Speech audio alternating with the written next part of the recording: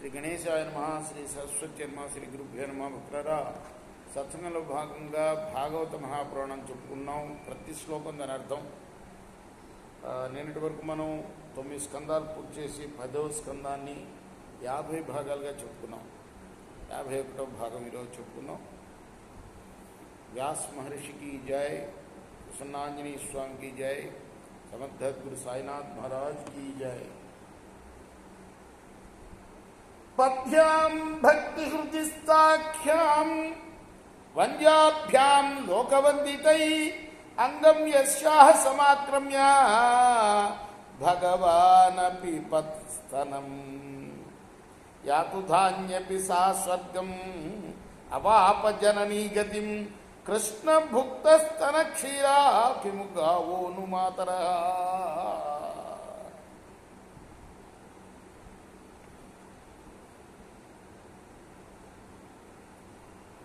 కృష్ణుడి యొక్క చరణ కమలాలు ఉన్నాయే, అంటే పాదాలు,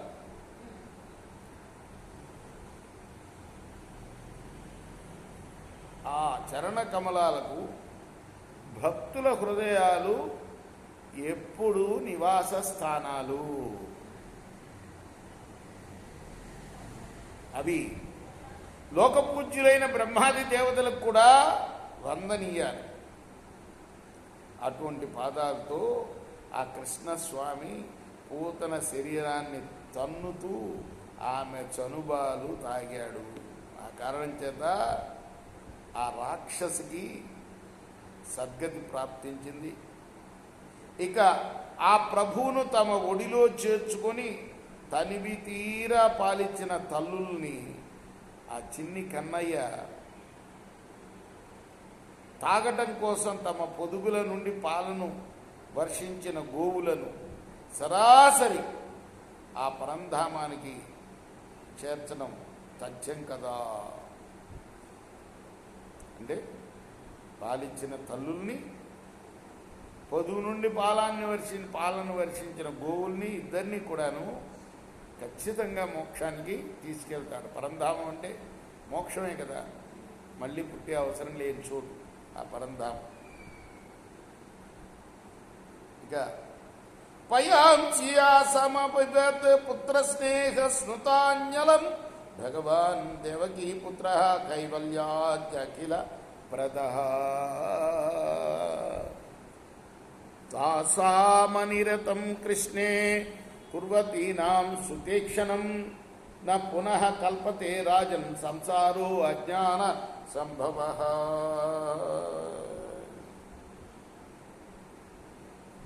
ఖచ్చితంగా కృష్ణ భగవానుడు తనను సేవించే భక్తులకు ఇహలోక సుఖాన్ని ఇవ్వటం కాకుండా కైవల్యం కూడా, ఆ పరలోకం అంటే ఏది? పరుడు అంటే ఎవరు? మహానుభావుడు విష్ణు భగవాన్. ఆ లోకం ఇస్తాడు అంటే సాయుధ్యం ఇస్తాడు, మోక్షం ఇస్తాడు అనమాట. ఇహలోకం పరలోకం రెండు కూడా ఇస్తాడు ఆయన భక్తులకు. అట్టి భగవంతుడి పట్ల పుత్రవాత్సల్య కారణంగా గోపికల యొక్క స్థనాల నుండి, గోవుల యొక్క పొదుగుల నుండి పాలు వాటంతటవే వచ్చేవిట. తనివి తీరా గ్రోలేవాడు ఆ భగవానుడు కృష్ణుడు. పుత్రభావంతో కృష్ణుణ్ణి చూస్తున్న గోపికలను, గోవులను అజ్ఞానజనితమైన జనన మరణ రూప సంసార చక్రం నుండి ఉద్ధరింపబడటంలో ఎటువంటి సందేహం లేదు. ఎవరు చెప్తున్నారు ఈ పలుకులన్నీ? సుఖ మహాయోగి పరీక్షణ్ మహారాజు భాగవతం. కటధూమస్య సౌరభ్యం అవఘ్రాయ వ్రజౌకస కిమిదం కుత ఏవేతి వదంతో వ్రజమాయయు. మళ్ళీ కథలోకి కాసేపు మనం పరంలోకి వెళ్ళాం, ఇప్పుడు కథలోకి వచ్చాం. మధుర నుండి నందుని వెంట వచ్చిన గోపాలులు ఈ శవం, ఏ శవం? పూతన యొక్క శవధూమ పరిమళములు తమ ముక్కులకు తాకినందునే ఇదేవి ఆశ్చర్యం, ఈ సువాసనలు ఎక్కడి నుంచి వస్తున్నాయి అనుకుంటూ గోకులం చేరారు. అప్పుడు తే తత్ర వర్ణితం గోపై పూతనాగమనాదిగం శ్రుత్వా తన్నిధనం స్వస్తి శిశోశ్చాసం సువిస్మిత. మాటలు అందరూ నందాదులందరూ కూడా విన్నారు జరిగిన విషయం. కృష్ణుడు ఏ విధంగా వధించింది, ఆ 2 క్రోసుల పొడవు ఉన్న పూతనని ఎలా చంపేసింది, ఆ తర్వాత ఆయన ఎలా క్షేమంగా బయటపడింది, ఇవన్నీ విన్నారు. ఆశ్చర్యపోయారు నందాదులు. నందక స్వపుత్రమాదాయ ప్రేక్షాగతముదరధి మూర్ఛుపాగ్రాయ పరమాముదన్నే కురుద్వ. మూర్ధాఘ్రణం అంటారు.